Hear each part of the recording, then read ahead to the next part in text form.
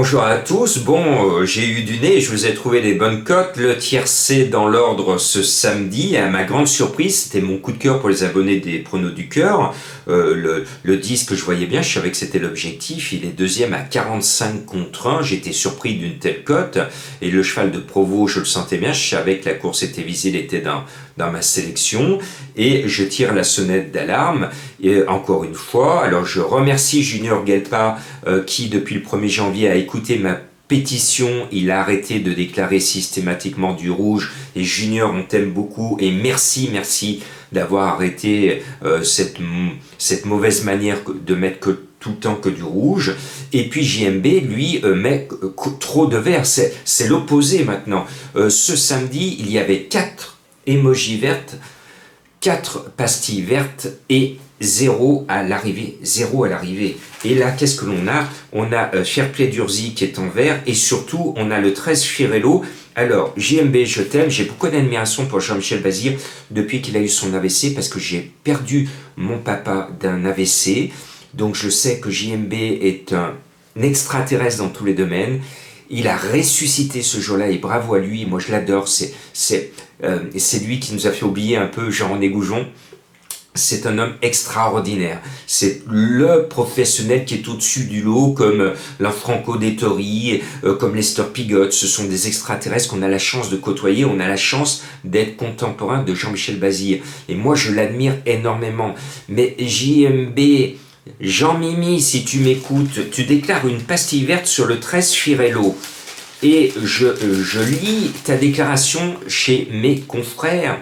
JMB, tu nous dis sur ton Firello, pour son retour à Vincennes, il a assez bien couru en amateur. Là, il s'élance en seconde ligne et gardera ses chers. Dès lors, il est préférable de le revoir dans d'autres circonstances. Cela s'annonce difficile. Je ferme les guillemets, mais Jean-Mimi, tu nous as déclaré une pastille verte? Ah, ben alors là, je t'ai pris en flagrant délit, hein.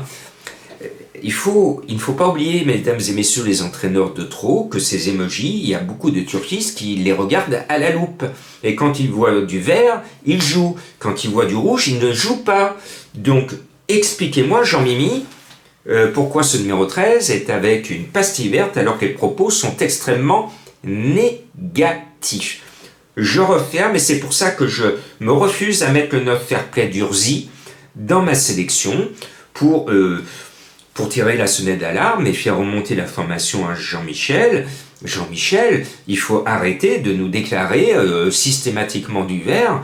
Maintenant, j'ai passé des mois à obtenir que Junior Gelpa arrête de mettre du rouge. Si maintenant il faut refaire une pétition pour demander à Jean-Mimi d'arrêter de mettre du vert sur tous ses chevaux, parce que c'est quand même, moi j'adore les émojis, c'est quand même une bonne source d'information. Et si on ne déclare pas la bonne émoji, ben, ça trompe tout le monde. Bon, on va vers un joli quintet où je vous ai fait un cocktail de bons favoris et je vous ai trouvé 2 tocards pour essayer de passer un très bon dimanche. Bon, pour moi, alors je m'adresse à mes fans féminines. Mesdames, il y a un bel Hidalgo italien qui vient, il s'est mis sur son 31. C'est un petit champion, c'est le 4 Bepi Billet. Il n'a que 6 ans, c'est l'un des 2 plus jeunes au départ. Et normalement, il va faire parler la poudre et il va falloir être super bon pour battre cette bombe italienne. Le 4 débarque à Paris, précédé d'une flatteuse réputation. L'entraîneur que l'on voit de plus en plus à Paris, et il est lui-même aux commandes, est chaud comme la braise. Donc moi, je ne me pose pas de questions, le 4 doit gagner. Maintenant, si vous n'êtes pas rancunier, on va mettre en deuxième Finn Colline qui a ruiné toute la France turfiste avec Mathieu Abrivard. Elle part pour la gloire, elle part pour gagner et badaboum, distancée. La France turfiste ruinée. Bon, à trop vouloir gagner, des fois on met les chevaux dans le rouge et le cheval répond sous la pression par la faute. Assurez, messieurs les drivers bouillants, vous voulez que la gagne à ce jeu-là, souvent vous perdez la gagne et vous faites perdre les turfistes. Bon, le 7 Finn Colline, j'espère qu'elle va nous rembourser. Elle est avec une émoji verte. Tiens, Ça, c'est une vraie emoji verte. Le 10, Usain Tall. Alors lui, il ne va pas aller en tôle parce que quand il vient courir les quintés, il est toujours là. Le seul souci, j'aurais été beaucoup plus chaud avec lui, il est enfermé vivant au départ, le pauvre, il est derrière Dexter Château qui ne va pas partir comme une fusée, et derrière Élite de Giel qui ne va pas partir comme une fusée. Donc il va se prendre un mur devant lui au départ, ça va être compliqué, charge à son driver de trouver un trou de souris pour passer, mais c'est dommage parce que ce cheval a un gros moteur et il a largement les moyens de disputer l'arrivée. Maintenant, il va falloir que les aléas de la course soient en sa faveur et non pas en sa défaveur. Après, je mets l'un de mes deux chouchous au départ, il faut que je reste fidèle à mes chouchous, Marcello Wuib le 11. Alors pour moi, c'est un cheval, c'est le meilleur hongre d'Europe, mais lui qui a le moteur pour faire 1-1-1 comme Tingen, pour l'instant, il n'a pas pris cette habitude-là, mais un de ces jours, il va faire comme Tingen, peut-être avec l'âge. Et il a la poisse avec lui, malheureusement. La dernière fois, il était plein gaz et il est 8e. 8e avec plein de gaz. Bon, là, il est derrière encore des aléas, donc il va forcément encore lui arriver quelque chose, mais le jour où la poisse le quittera, il va gagner la contre-trompette. Avec Martens qui nous a ruinés, hein, parce que moi j'étais chaud avec ce driver que j'adore, ce driver qui a la frite, il est belge, et qui était sur un des JMB, et qui est parti comme un fou pour faire la course pour les autres, et finalement, voilà, vouloir faire la course d'équipe, Martens, il a grillé des cartouches au départ, et ça se paye à l'arrivée, voilà. Bon, point de suspension. Donc là, il mène pour sa famille, donc ça devrait aller mieux. Marcello Wuib, c'est mon chouchou, je lui reste fidèle. Et puis voilà un cheval que je découvre pour vous, c'est du 50 contre 1.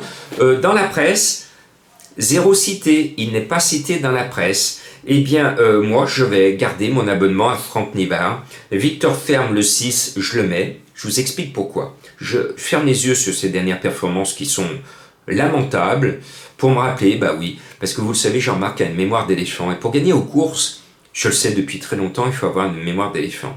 Si vous avez oublié que Victor Ferme a fait l'arrivée d'une préparatoire du Prix d'Amérique pour se qualifier au Prix d'Amérique, ça veut dire que vous n'allez pas le jouer parce que vous avez oublié cela. Ce cheval, il s'est qualifié pour le Prix d'Amérique. Donc ça veut dire que ce n'est pas un mauvais cheval.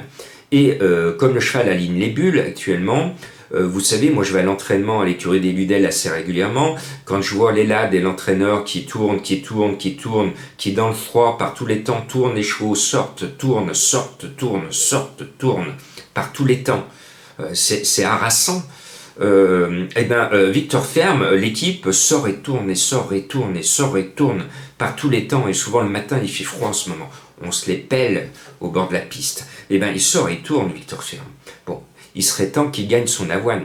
C'est sa course de l'hiver, il est à 50 contre 1, 0 fois cité par mes confrères. S'il est à l'arrivée, vous pourrez dire seul Jean-Marc le donnait. Bon, après je vous remets un autre tocard, lui il est encore à une cote plus élevée. Vous allez me dire, il est fou Jean-Marc. Non mais c'est les rois, on va tirer les rois ce dimanche, donc on va faire en sorte de tirer la fève et que cette fève puisse être la cerise, non pas sur le gâteau, mais sur la galette. C'est le 15 Barbro Chronos, qui est un cheval qui s'est mis en relief dans mes jumelles. Je l'ai repéré l'avant-dernière fois, il finit 6e du quintet référence. Puis la dernière fois, attendez, c'était une course qualificative au Prix d'Amérique, le cheval n'est pas là, mais oui, c'était des chevaux qui étaient d'un niveau Prix d'Amérique, donc on peut lui pardonner. Maintenant, le patron est aux commandes, et je pense qu'il va se réveiller, c'est du 60 contre 1, moi je le sens bien. Alors bien sûr que c'est un coup de poker que je vous propose, risqué, mais si vous voulez qu'on sorte des favoris de la presse, et si vous voulez gagner plus de sous que des cacahuètes, et vous voyez, je fais des efforts, je vais vous chercher, vous dénicher des chevaux. Alors ça comporte des risques, mais c'est comme ça, et je vous donne ce numéro 15, j'assume ce risque, et j'ai pu le mettre grâce au fait que j'ai enlevé le gros favori de la presse, le 9 Fairplay d'Urzy. Voilà, j'ai la place pour vous glisser du tocard le 15. Et puis je termine avec le 2 Élite de Giel. Élite de Giel que j'aime bien, qui d'habitude était irrégulière et quand je la mettais, elle n'était pas là, et quand je la mettais pas, elle était là. Et puis là, je la mets maintenant, j'ai pris l'habitude de la mettre. Cet hiver, elle est toujours là, donc je la mets. Voilà, donc ce numéro 2 devrait être là. Alors, je vous ai causé un peu trop vite de Freeman, parce que le 15, Barbaros Chrono, c'est bien avant mon 12. Ma sélection, c'est le 4, le 7, le 10, le 11, le 6, le 15, le 12 et le 2. Je termine par une énigme du jour pour le cheval mystère. Alors, je le rappelle quand même à certains, le cheval mystère, c'est souvent un cheval qui a un nom amusant, qui me permet de broder une énigme, de vous faire enquêter. Donc pour cela, il faut que je trouve un cheval qui a un nom qui sorte un peu de l'ordinaire. Et quand je l'ai trouvé, bon, je vous le donne en énigme, mais tout cela, ça comporte des risques. Hein. Ce n'est pas un coup sûr. Mes chevaux mystères, ce ne sont pas des coups sûrs. C'est simplement un cheval qui m'amuse et je m'amuse encore plus à vous faire plancher. On se gratte la tête souvent, on ne trouve pas, on m'appelle, on me donne des trucs, mais c'est quoi ce cheval mystère? Bien là, celui à découvrir ce dimanche me permet de faire un clin d'œil à ceux qui vont aller à Cannes-sur-Mer en obstacle. Le nom du cheval correspond au surnom que l'on donne à Auteuil au Raiditch and Fence. C'est le surnom de ce plus gros obstacle à Auteuil. Si vous connaissez ce surnom et ou si vous faites des recherches sur internet, vous allez trouver le nom de mon cheval mystère. Bon dimanche à tous.